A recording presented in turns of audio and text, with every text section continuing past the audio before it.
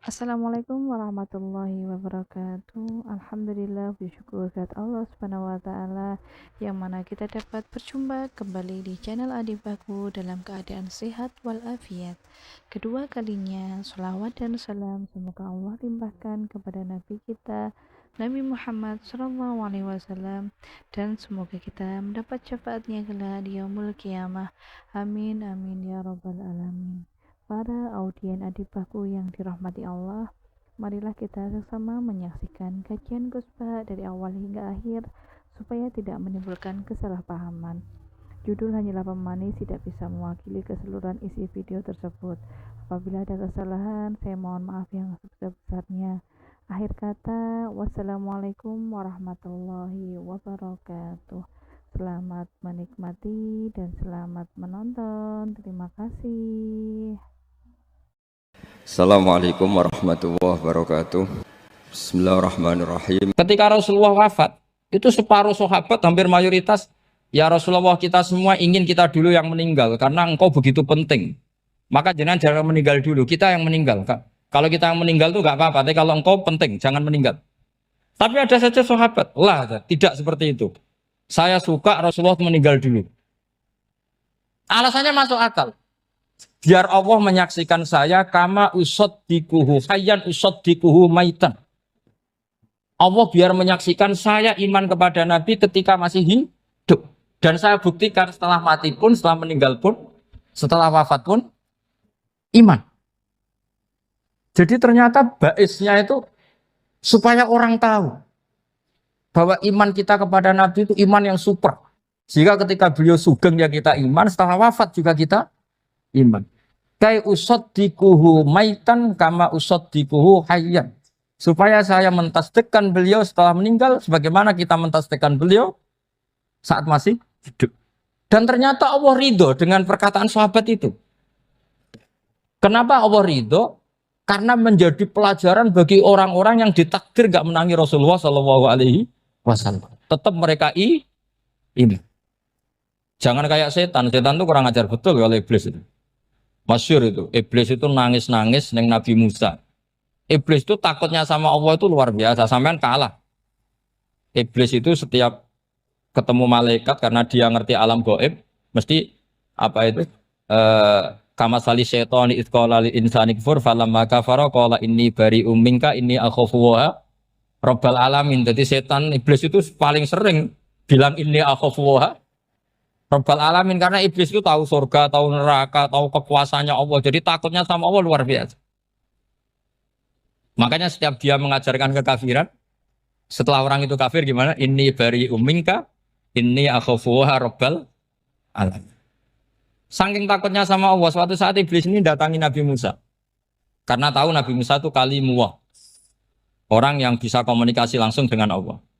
Ya Musa ya kalim Allah, saya ini makhluk. Saya takutnya sama Allah luar biasa. Tolong rayukan Allah supaya nerima tobat saya. Karena dirayu terus lama-lama Nabi Musa bilang, oke, tak rayukan Allah. Sama Allah, karena Musa kekasihnya, ya Allah iblis punya ingin tobat, tolong dikasih hak tobat. Kata Allah oke, dia bisa tobat asal mau sujud di makamnya Nabi Adam, karena kesalahannya dia gak mau sujud sama Nabi. Semenang Nabi Musa karena ada cara untuk iblis menjadi tobat. Dikasih tahu sama Nabi Musa, alhamdulillah kamu diterima tobatnya. Syaratnya apa? Sujud ke kuburannya Nabi Adam. Wah iblis ya tahu aslinya terus. Asjuduhu maitan wa qatla asjuduhu hayyan. Oh zaman urip aku ora gelem, apa nek wis mati. Oh dasar setan itu. Zaman urip aku ora gelem, wis mati kok kon sujud. Kumat maksudnya terus ya sudah terus sampai sekarang akhirnya. Kalau sekarang sudah tidak mungkin lagi karena nggak ada Nabi Musa. Jadi ijtihadnya sahabat melihat wafatnya Rasulullah itu beda-beda dan ternyata semuanya diridhoni Allah. Karena ternyata yang suka Nabi wafat dulu adalah ingin supaya umat Islam tetap mencintai beliau, iman sama beliau, tasdik sama beliau, sebagaimana tasdik zaman sugeng. Makanya kita harus mencintai guru-guru kita. Uhibbuhu maitan kama uhibbuhu hayyan.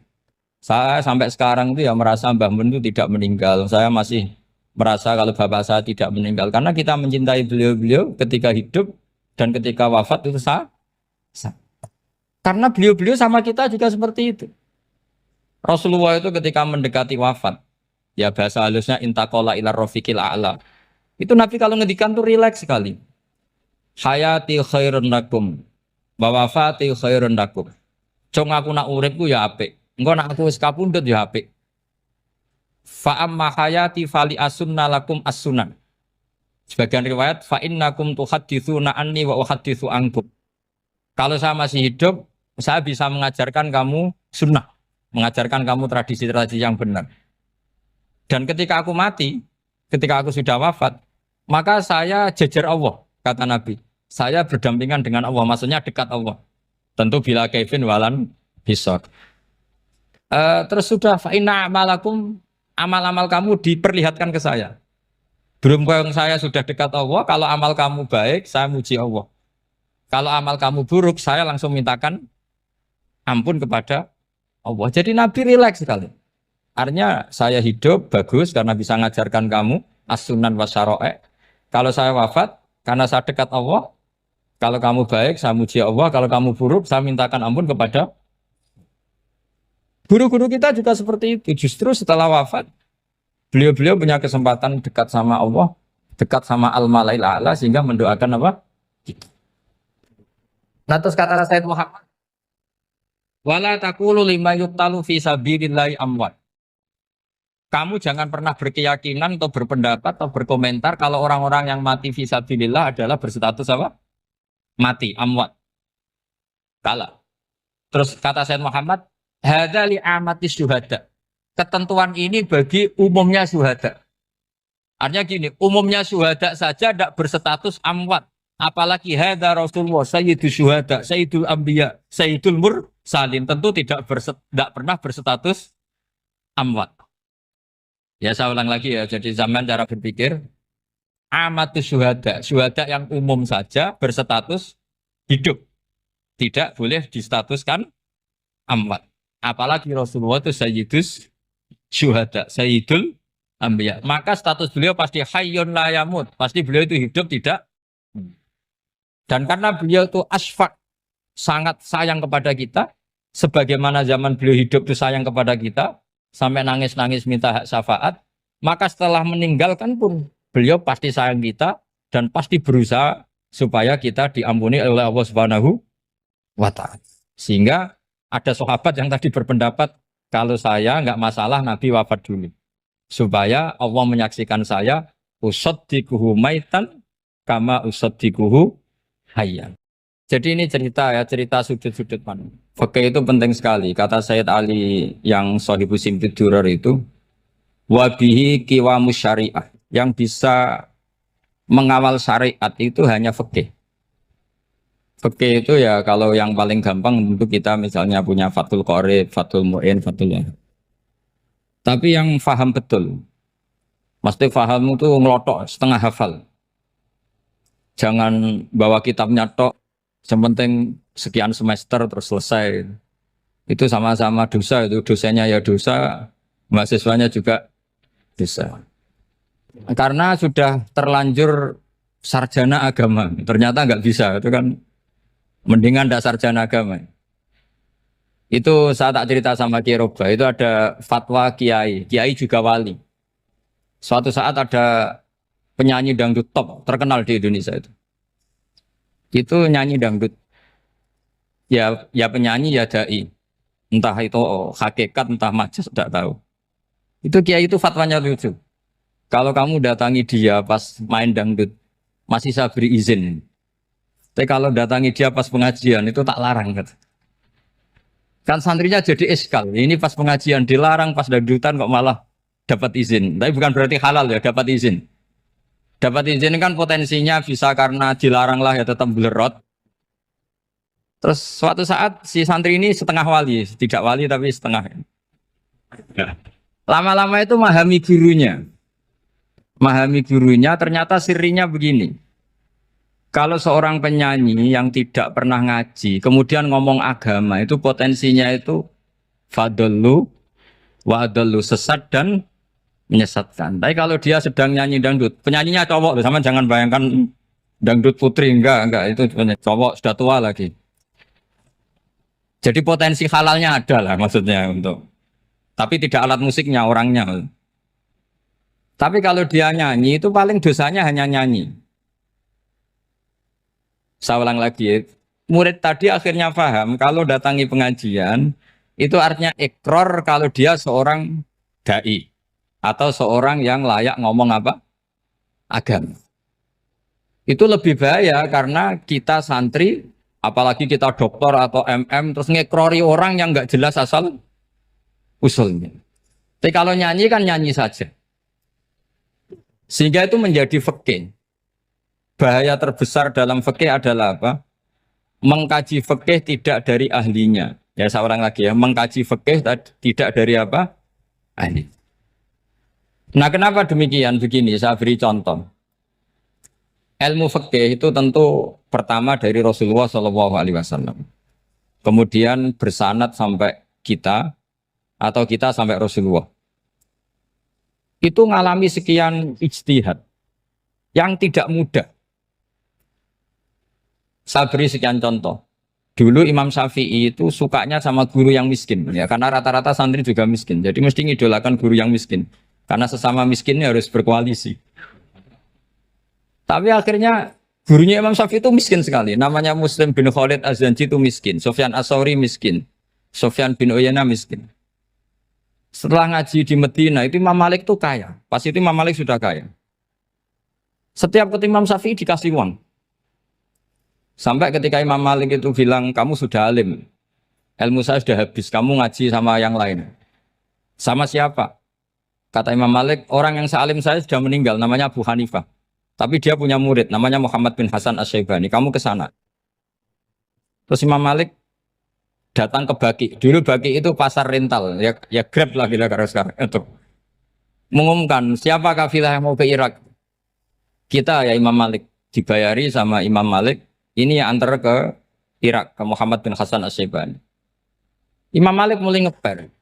Guru saya yang miskin tidak pernah nyangoni, guru-guru saya yang kaya sering nyangoni. Mulai memasalahkan kiai miskin, gitu. Kira-kira seperti itu mulai masalah.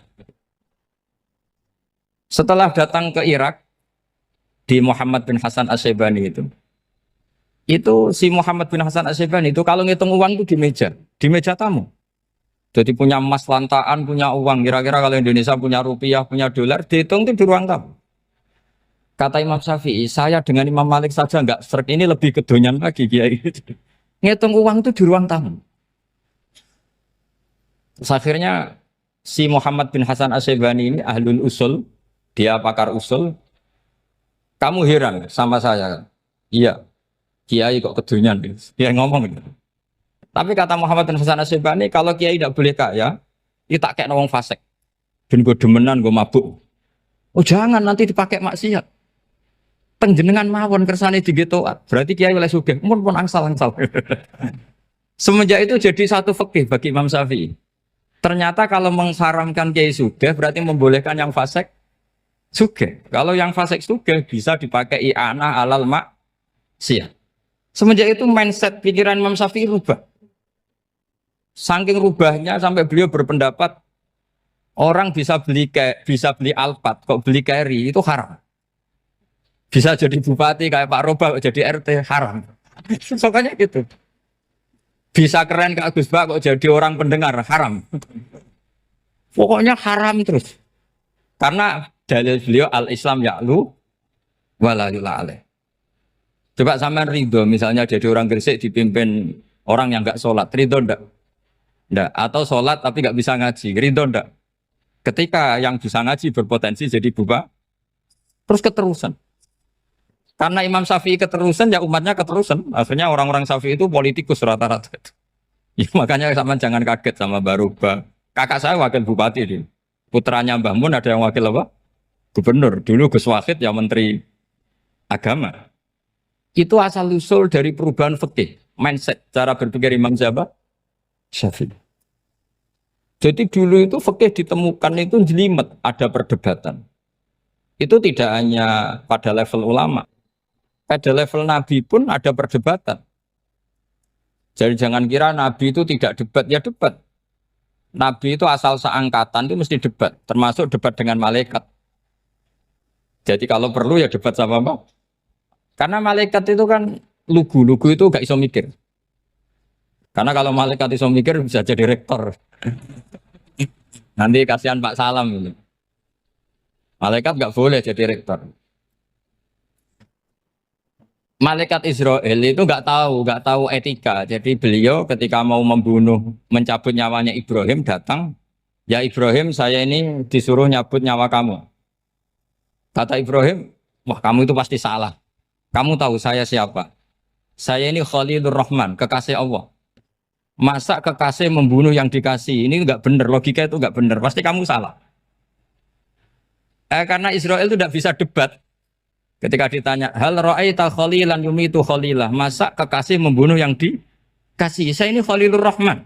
Masa Allah mencintai saya kemudian membunuh saya, itu logika agak benar. Tidak keliru, kamu itu keliru. Israel akhirnya terbang lagi. Ya Allah, katanya logika saya ini salah. Karena masa kekasih membunuh yang dikasih. Karena Israel nggak pernah sekolah, nggak pernah sekolah. Nggak bisa dia jawab. Akhirnya diajarin Allah. Dah kamu bilang gini ke Ibrahim. Hal ra'aita khalilan yakrahu ayyalqa khalilah. Masa kekasih tidak siap ketemu yang dikasih. Dibalik logikanya. Akhirnya datang lagi ke Israel. Kata Allah begini. Masa jenengan kekasihnya tidak siap ketemu yang kau kasih. Oh ya oke mati gak apa-apa. Jadi ilmu itu ngalamin perdebatan. Jadi saya datang murni karena Kiai Mas Buhin, bukan karena MC. Itu dosa besar kalau saya datang karena MC. Karena saya punya kewajiban yang lebih besar. Jadi yang bisa mengalahkan adalah a'dzama minhu, yang super besar. Karena jelas ada riwayat, inna min abaril birri silatar rojuli ahla wuddi abi. Ya, inna min abaril birri silatar rojul ahla wuddi abi. Di antara kebaikan yang sangat baik adalah seseorang menyambung teman bapaknya. Padahal sampean kan nggak mungkin teman bapak saya. Teman saya aja nggak mungkin, nggak level apalagi bapak saya kan. Jadi malah mohal itu. Saya berkali-kali cerita di mana-mana cerita. Fikih itu harus dievaluasi. Karena ini masalah furu'iyah. Saya berkali-kali cerita di mana-mana cerita. Hukum berteman orang fasik gimana? Pasti orang jawab haram karena takut ketularan orang fasik. Tapi kalau dibalik, hukumnya bina orang fasik gimana? Ya baik, umatnya Nabi. Bisa bina kalau berteman. Kamu bisa bina orang fasik tanpa berteman? Gak bisa. Jadi kalau dibalik, hukum berteman orang fasik gimana? Haram. Hukumnya bina orang fasik? Baik. Bisa bina kalau berteman. Berarti berteman orang fasik? Ya terus nanti pada level lapangan sih gampang. Kalau yang soleh membina yang fasik dan yang fasik ketularan yang soleh, maka ternyata kalau yang soleh ketularan fasik ya berarti ternyata buruk. Tapi kan hukum masa nunggu kenyataan kan, jadi nggak hukum. Di mana-mana hukum itu kan ada asumsi karena ini masalah ijtihad. Nah itu yang dilakukan para ulama kita. Jadi sampean harus mengkaji fikih secara detail karena tidak hanya kita yang khilaf. Nabi-nabi juga khilaf dalam menentukan dakwah ilallah. Wali-wali kita kayak Abdul Hasan Asyadili sama Sayyid Abdul Al-Haddad itu juga. Imam Ghazali ya khilaf. Imam Suyuti itu kalau ketemu Al-Qastolani itu saling tidak nanya, saking nggak cocoknya. Masyhur itu. Jadi ulama ora cocok. Bedanya nak saiki perkara partai. Kalau orang dulu enggak. Karena pakai asumsi. Pakai asumsi karena memang susah. Nggak misalnya memang tak bedai, tak beri yang nggak misalnya ada orang rukuk kemudian kentut, itu sholatnya batal apa enggak? Enggak, jawab saja. Nggak, orang sholat kemudian pas rukuk kentut atau kelihatan auratnya, sholatnya batal apa enggak? Batal. Itu keliru nih sampean, itu salah dosennya mesti itu. Pertanyaannya gini, yang dikatakan sholat itu kan aqwalun wa af'alun muftatahatun bitakbir muftatamatun bitaslim. Lalu ketika sampai rukuk apa sudah namanya sholat jika kamu katakan batal? Namanya sholat aja belum kok sudah kamu katakan batal gitu.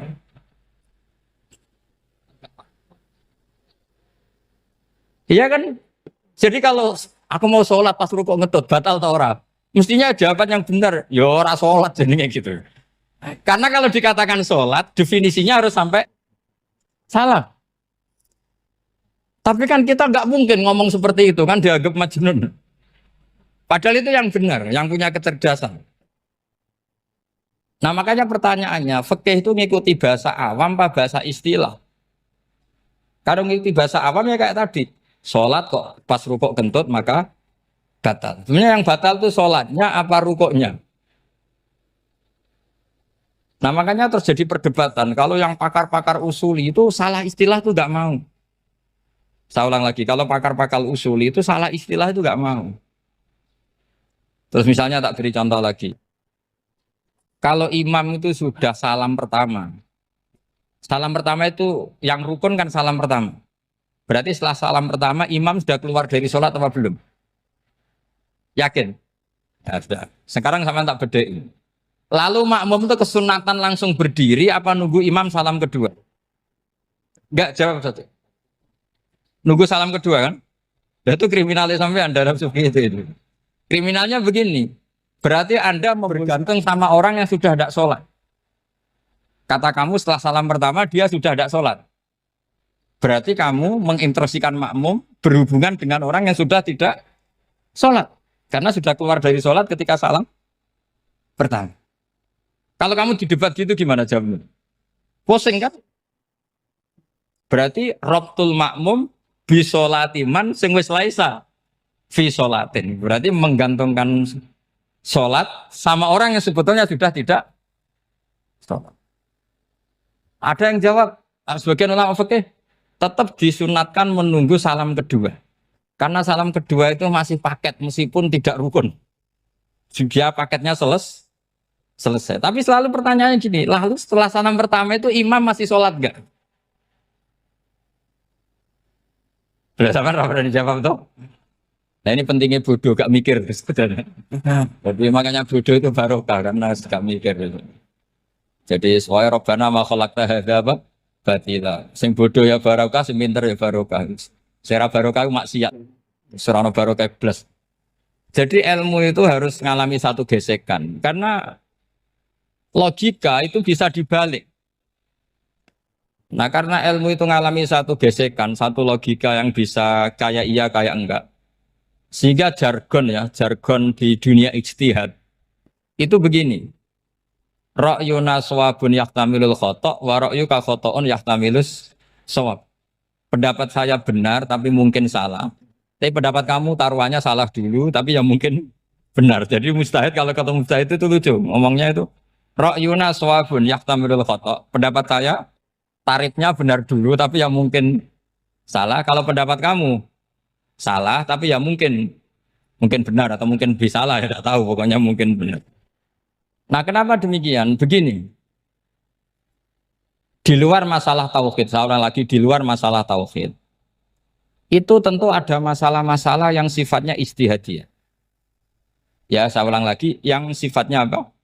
Ijtihadiyah. Dan ijtihadiyah ini nggak pernah selesai karena muqtadul hal, konteks kesejarahan maupun konteks kesempatan itu tidak sama. Dulu kiai-kiai itu ngaramkan dasi, ngaramkan celana karena yang celananan yang dasinan itu penjajah. Sehingga mantas sabah biqaumin fahuwa minhum. Tapi lama-lama kiai-kiai itu ya pakai dasi, pakai celana. Ya karena dianggap sudah tidak mantas sabah biqaumin fahuwa minhum. Ini ngalami pergeseran. Semua ijtihad itu ngalami pergeseran.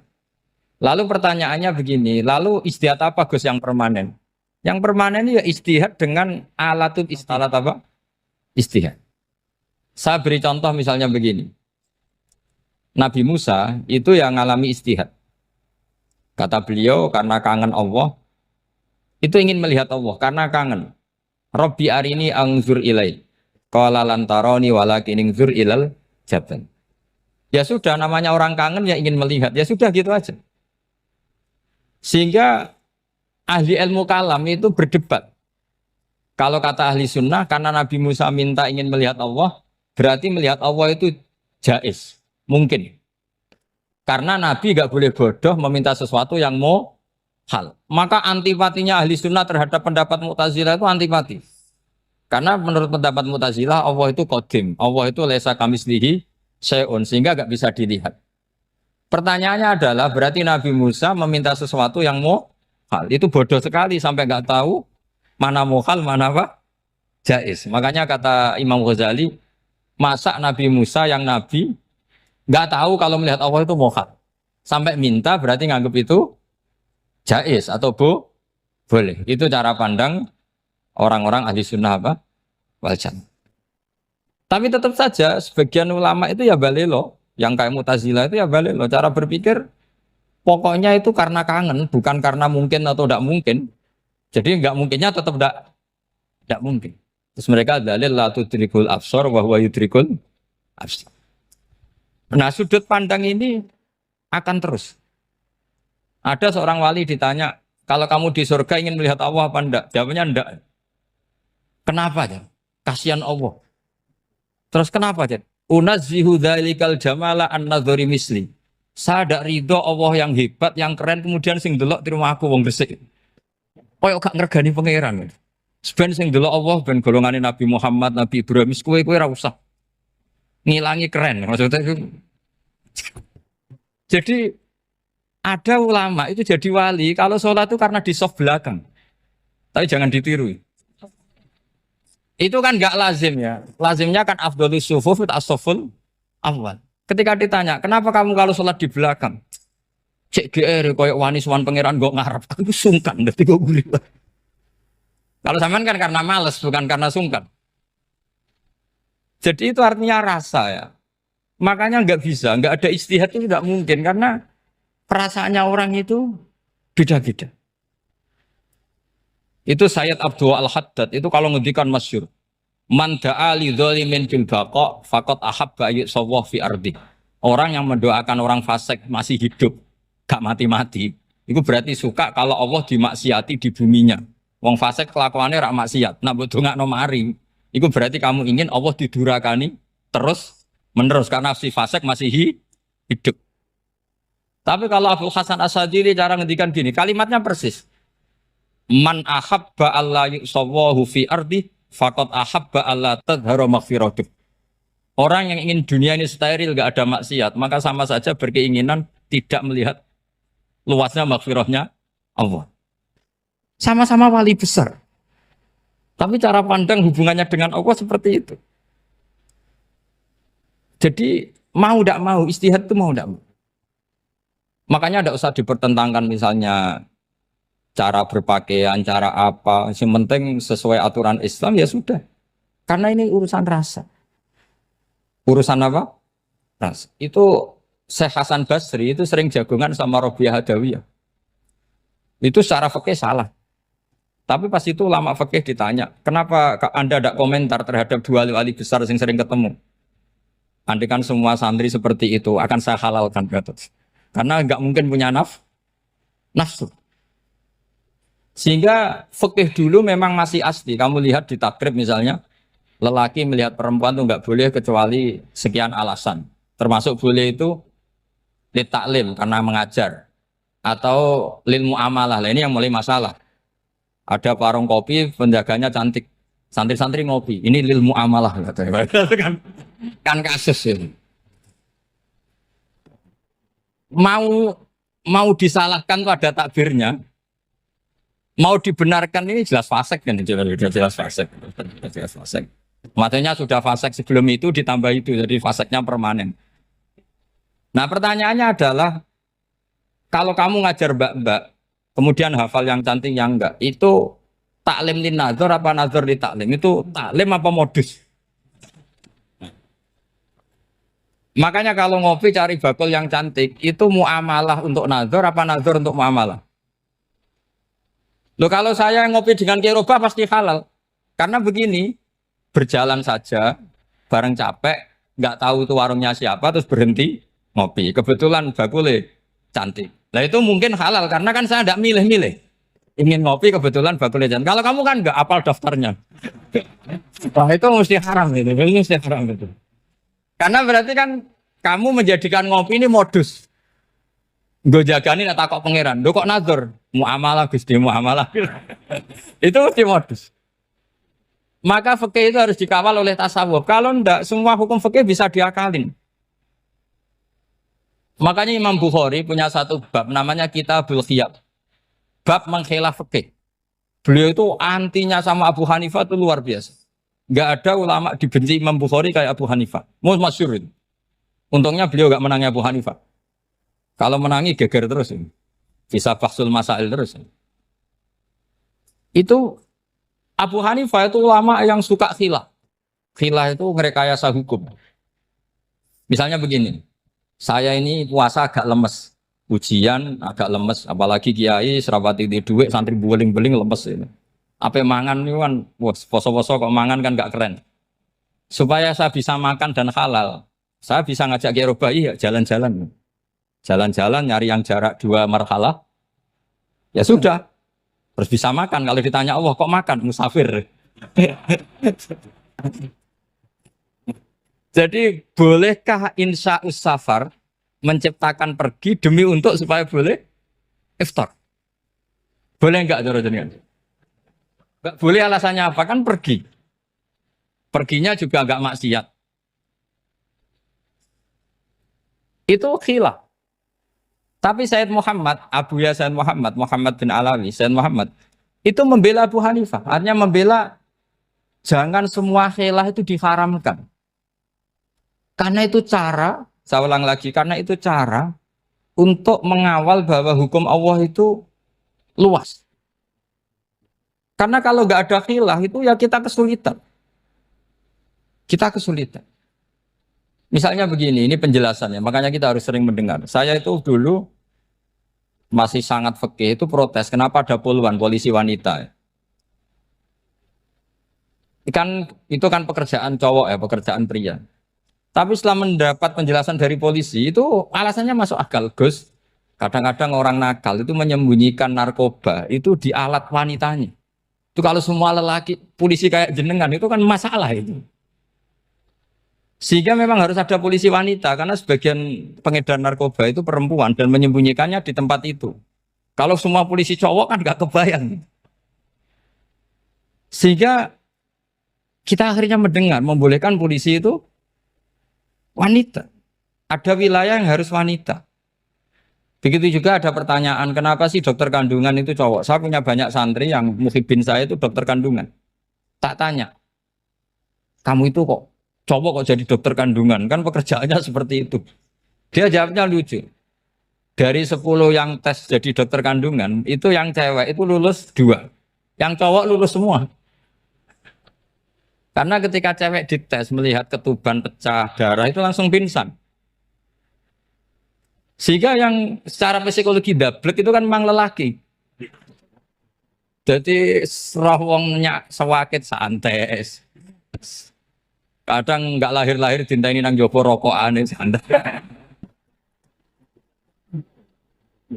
Itu kalau cewek yang jadi dokter kandungan itu nunggu jam 11, jam 4 sudah pingsan. Nah ini cerita, bukan berarti saya menghalalkan, enggak. Kita harus mendengar, saya ulang lagi, kita harus apa? Dan itu setelah mendengar, itu nanti jadi disiplin ilmu, yaitu namanya fikih. Karena ilmu fikih itu sebetulnya gampang. Sampai kalau ngaji i'anah, itu kelihatan fikih itu gampang, karena ada logika yang terbangun. Misalnya begini, orang kalau tawaf itu disuruh agak jauh dari Ka'bah. Jangan sampai nginjak sadarwan. Karena sadarwan itu pondasi itu ikut Ka'bah. Kenapa begitu? Ya jenenge ra muteri Ka'bah, ide-ide Ka'bah. Jadi sebenarnya sederhana logikanya. Sing jenenge muter itu di luar itu kita muter. Nah kalau nginjak pondasinya namanya gak muteri Ka'bah tapi ide-ide Ka'bah.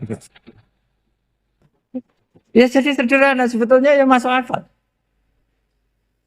Jadi fikih itu tidak ada yang iskal, sebetulnya masuk akal. Tapi karena kita nekuni itu tidak serius, maka terus jadi paradok. Saya beri contoh lagi, ini sebagai penghormatan saya sama Kiai Mas Bukin, karena ini sudah namanya fakih. Kalau ada ayam jago ditabrak truk, terus kejet-kejet, adekan dibiarkan pun mesti mati. Karena gerakannya sudah harokatul masbuh. Terus kamu sembelih, itu halal apa enggak? Tidak jawab. Ayam jago loh. Kalau kamu katakan halal, dia sudah tidak punya hayatun mustaqirroh, kehidupan yang permanen. Andai kan kamu biarkan pun 1 menit lagi meninggal. Kejet-kejet kan mau prosedur saja. Maksudnya pantasnya mati ya kejet-kejet sih, tapi sebetulnya sudah pasti mati. Maka ini ada 2 ulama. Kalau kata Imam Malik tetap namanya halal. Karena ruhnya masih di situ. Sehingga ketika kita nyembelih, ya nyembelih hewan yang hidup. Yang namanya nyembelih itu pokoknya mematikan yang punya ruh. Sementara saat itu rohnya masih di situ. Meskipun 1 menit lagi pasti. Tapi kalau mazhab Syafi'i enggak, ini sudah harokatul mazbuh. Tidak punya hayatun mustaqir. Sehingga dalam perdebatan ulama fikih itu lucu. Kadang ya gampang-gampang mangkel non. Misalnya begini. Kalau ada anak lahir, tidak ada amaratul hayat, nggak nangis, nggak bernafas. Sunat disolati apa enggak? Siktun sing layas tahillu walayas langsung lahir, langsung mati, nggak ada amaratul hayat. Datang mikir tuh. Itu tidak wajib disolati. Alasannya, ya kan memang sholat alal mayit, kan tidak pernah hidup. Di mana-mana mayit itu setelah hidup mati. Ini kan tidak pernah hidup. Namanya ya atul lahmin, ya potongan daging itu aja. Enggak.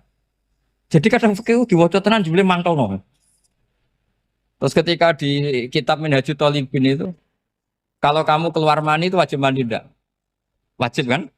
Kalau keluar mani inzal itu kan wajib mandi. Nah kenapa nifas atau wiladah? Keluar bayi, kenapa ibu-ibu kalau keluar bayi wajib mandi? Alasannya lucu. Li'annal walad maniyun pun akidun. Ini kan wis mani, cuma mengkristal.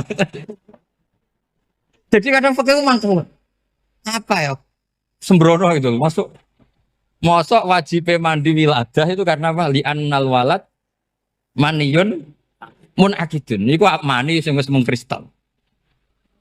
Mani sing wis jelalatan lah, lahir nuangis macam-macam. Jadi ternyata karena kenapa fikih butuh alasan?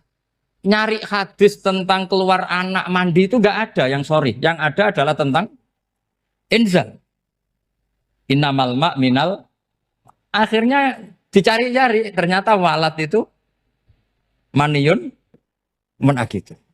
Nah ini problem fikih. Sampean harus siap dengan pelajaran seperti ini. Meskipun sampean mungkin wong priayi, tapi ini ilmu. Ya, saya ulang lagi, ini ilmu. Sehingga ulama itu mau tidak mau harus mau mendengar. Karena logika yang terbangun itu nunggu kalau mendengar. Kayak tadi. Malaikat Israel baru sadar. Masa kekasih bunuh yang dikasih. Masuk akhir juga Israel. Kalau sama sampean sih nggak nerima tetap selonang-selonang. Ini masalah Ibrahim. Khalilur Rahman. Sehingga kita di alasan fikih itu harus kita dengar. Saya dulu itu, saya sampai sekarang, itu sama kalau bayi lahir, masih sudah berbentuk bayi, saya sendiri berpendapat sebaiknya disolatin. Kalau sudah berbentuk apa? Bayi, meskipun tidak nangis, tidak ada amaratul hayat. Kan yang digugurkan itu wajibnya, bukan masalah boleh dan tidak. Itu banyaklah perdebatan ulama di bab itu. Saya beri contoh lagi perdebatan ulama. Ini contoh-contoh fikih, karena ini khusus penghormatan status fakih tadi. Itu kalau ada orang mati, jenazah itu.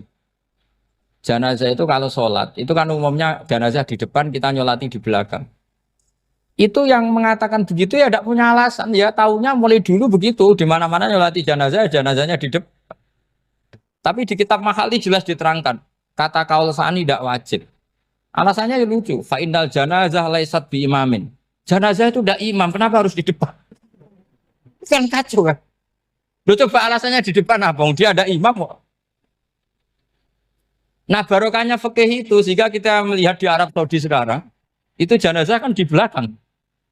Tapi kita tetap nyolati apa? Mayit. Kalau di Arab Saudi musim haji, itu jenazahnya di kamar mayit, tapi kita nyolati. Itu satu-satunya takbir ya tadi, fa'innal janazah laisat bimanzilatil imam. Tapi jangan praktekkan, nanti tidak kepaliran sesat. Saya hanya cerita-cerita ilmu, jangan dipraktekkan. Kalau dipraktekkan masih jadi aliran sesat. Mono jenazah ning mburi mame kok ngarep aliran sesat. Sebetulnya bukan sesat tuh. Uji coba fikih. Ya karena tadi fa innal janazah laysat bimanzilatil. Bukti lagi kalau sampean sholat gaib. Sholat gaib ini misalnya mayitnya di Surabaya, boleh nggak sholat gaib di sini? Terus jenazahnya di belakang kamu apa depan kamu? Nah ini kan fikih itu pokoknya gitu. Makanya standar furu'iyah itu susah. Karena perdebatannya itu mirip-mirip. Kayak iya, kayak tidak, kayak. Makanya dulu zaman sahabat, ada sahabat itu mencintai Rasulullah. Senengannya sowan. Bukti cinta sowan. Banyak juga yang sahabat bukti cinta Nabi itu tidak pernah sowan. Alasannya ganggu. Kenapa kamu jarang sowan Nabi? Saya sering jamaah sama Nabi, saya tidak pernah sowan. Kenapa? Ganggu. Biar Nabi kalau di rumah sama anak istrinya, saya tidak mau ganggu. Makanya saya termasuk kiai yang gak pati seneng disowani. Karena ya itu tadi. Kalau ngulang seneng saya, kalau disowani biasa saya. Kalau Kiai Roba itu nilai, nak pernah sepuh jadi rasuan nilai. Jadi beda, saya sering ditilii kiai-kiai sepuh. Tapi bahasanya tentu tidak sowan, tapi nopo nilai. Kalau sowan itu maka kan nafkah itu seperti itu. Jadi ada disiplin, di situ ada disiplin ilmu. Yang kadang kita tidak cocok. Makanya Imam Syafi'i sendiri ngendikan kadang beliau dengan gurunya, dengan Imam Malik sampai ngarang ikhtilafu Malik. Beliau punya data yang beliau itu sedang nggak sama dengan gurunya, yaitu Imam siapa? Malik.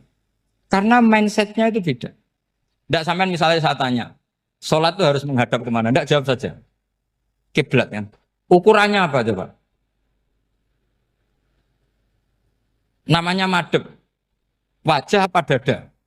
Imam Syafi'i milihnya dada. Sekarang praktekkan dalam dialog keseharian. Saya jagungan sama Kiai Roba seperti ini, terus wajah saya begini, madep enggak? Nah itu masalah. Terus pertanyaannya, madep dengan dada itu fis sholat apa fil qiyam?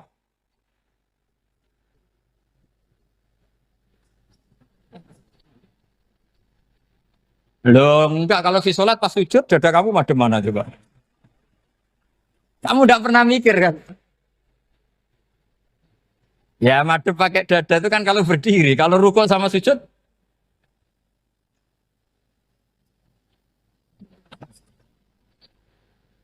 Lah itu ulama itu jelimet gitu. Makanya jarang yang menekuni profesi ulama itu. Karena menekuni proposal banyak, karena memang susah. Jadi ulama itu orang yang cara berpikir sudah aneh. Sehingga mereka detail. Maksudnya menghadap itu apa? Ukurannya kalau berdiri ya dada, tapi nggak bisa kamu katakan atawajuh bisodri aturan dalam sholat, fikuli sholat. Pertanyaannya lah kalau rukuk sama sujud, dadanya menghadap kemana coba? Maka itu ilmu yang sudah jelimet. Nah ulama usul fikih, ulama yang nggak mau salah per detail hukum. Sehingga menurut Imam Rafi'i, misalnya kalau beliau ditanya sujud itu gimana ya, asal watul jabha ya sujud. Tapi kalau menurut Imam Nawawi harus melibatkan 7 apa? Anggota, yaitu al-jabhah, wal yaden, warrubaten, wal qadamen. Oke, Imam Nawawi kita ikuti. Tentu keseharian kita pakai Imam Nawawi. Yaitu berdasar hadis umirtu an asjuda ala sab'ati yumin al-jabhah, wal yaden, warrubaten, wal qadamen. Berarti berapa? 7. Tapi pernah saya cek di kitab karangannya Imam Syafi'i ketika beliau ngendikan saya suka kalau orang sujud itu melibatkan 7 anggota berdasar hadis ini. Tapi kata beliau wayah tami itu dan bisa saja sujud yang watul jabhah itu sudah cukup. Terus kata Imam Syafi'i, limada karena Nabi ketika sujud itu hanya ngendikan begini, sajadalaka wajhi wa sam'i wa basori. Gak ada di hadis wayadi, warubati, wakodami. Ya sudah akhirnya. Nah itu sudut pandang. Terus gugatan kedua begini. Ada orang muslim yang sujud sama berhala. Untuk menjadi murtad itu harus 7 anggota apa cukup 4 jabah halal arbi. Untuk sah menjadi murtad itu. Untuk sah menjadi murtad cukup fatul jabah alal ardi harus 7 anggota. Untuk keabsahan murtadnya itu. Tidak jawab. Makanya ini tugas dosen-dosen ini meminterkan ini. Karena namanya sudah faqih. Faqih itu ahli faqih yang detail namanya faqih. Kalau ini mutafaqih. Jadi bukan tafakuha tapi tafakuha. Kayak tamarodon. Gitu. Jadi wazannya nanti itu wal idhari ma laysa fil waqi'. Jadi ini bukan gojlok, ini memang marah saya ini. Jadi kalau sudah pakai gelar faqih harus faqih betul. Nah, mohon kalau mengkaji fikih itu harus detail.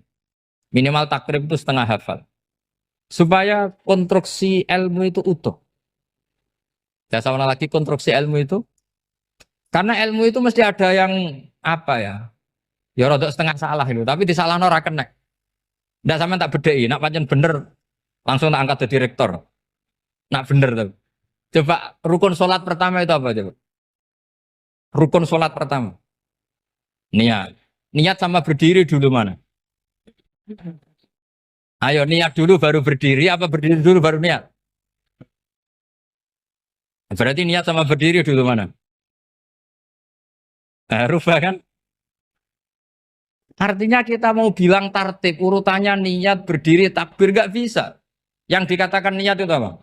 Qasdus syai' muktaronan bifi'lihi. Berarti niat sama takbir harus bareng apa urutan? Bareng. Terus dengan qiyamnya urutan apa bareng? Bareng apa urutan? Loh enggak, kalau urutan berarti takbir dulu, duduk, baru berdiri. Nah maka seperti ini itu mau tidak mau kita salah. Dikatakan tartib ya salah, dikatakan serentak ya salah. Cuma karena kita bodoh, gak tahu mikir itu. Alhamdulillah kan di situ itu. Lu coba niat sholat loh, niat takbir qiyam dulu man. Niat takbir qiyam dulu mana coba? Dulu qiyam. Enggak ada kitab yang mengatakan arkanus sholat awaluha. Oh, dianggap kitab kriminal maksudnya. Makanya ngendikane ulama-ulama di sarah-sarah, mau ndak mau sebagian istilah itu tasamuh. Tasamuh itu wis digawe gampang ngono kok repot. Karena kita ndak bisa detailnya. Coba misalnya puasa. Puasa Ramadan itu wajib apa? Tabyitun niat, nginep no niat. Sing darani nginep itu umure lama apa enggak? Lama kan? Sekarang sebelum 2 menit kamu baru niat, sah apa enggak? Sah. Itu sempat nginep apa enggak 2 menit itu? Enggak sempat kan? Jadi ilmu itu makanya kata ulama-ulama pokoknya ilmu itu mesti ono unsur tasamuh. Tasamuh itu ya digawe gampang. Apa? Digawe gampang. Misalnya Imam Syafi'i berpendapat mashu ba'dir roksi. Itu kata beliau walau sya'rotan fi hadir roksi. Meskipun satu rambut asal masih di wilayah kepala. Tapi kalau rambut itu dikeliwir, dibasuh di sini enggak sah. Karena sudah keluar dari batas apa? Kepala. Imam Syafi'i cara berpikir kan ya ngene iki jenenge basuh sirah. Tapi cara Abu Hanifah enggak. Ya enggak, yang namanya megang kepala itu ya minimal 1/4 lah. Masa gitu dikatakan megang. Lalu ulama usul fikih itu berdebat. Sesuatu itu sesuai masodaknya. Masodak itu yasduku alaihi kadza, yaitu ini tadi saya cerita ke Ibu Khen tentang ngaji Jamul Jawame. Ini ilmu yang di Jamul Jawame. Sesuatu itu ukurannya mayasduku alaihi kadza apa dengan takrif definisi. Misalnya gini, sholat itu batal dengan makan. Kalau kamu sholat makan batal enggak? Enggak, jawab saja. Batal. Itu satu upo apa satu piring? Enggak, jawab saja. Satu upo sudah batal. Sekarang bab makan di ngormat tamu. Cong tamuku keimangan. Iku sak upo apa sak piring? Nah ini kan tidak fair. Di bab tamu makan satu piring, tapi di bab sholat satu upo. Maka pertanyaannya, lalu penamaan sesuatu itu berdasar masodak, mayasduku alaihi ismu kadza, atau berdasar uruf?